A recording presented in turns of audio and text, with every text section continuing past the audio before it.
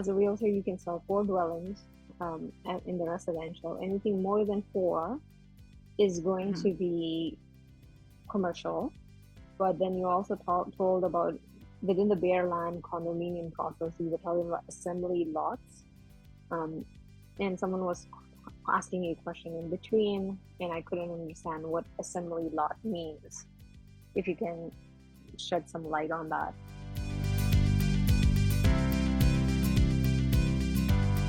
I think you may be referring to land assembly. Land assembly Yes. is when you are putting, okay.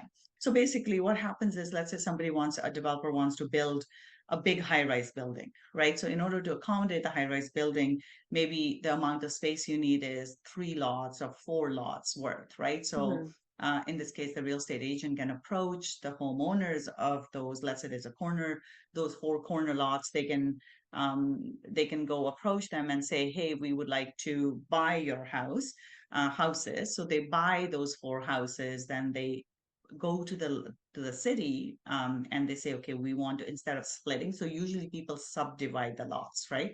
So Sure. that's the general trend, because the older lots are larger, so people will generally buy an older lot, tear down the house, go to the city, subdivide the lot into 2 different ones, and put 2 houses in there. But so this is the opposite of that. So that's the subdivision. You're subdividing the bigger lot into smaller pieces. Assembly is the opposite of that. So this is where you're taking 4 individual lots and combining them together and changing the zoning on it at the city, so that now they will all have one title. They will all be under one title.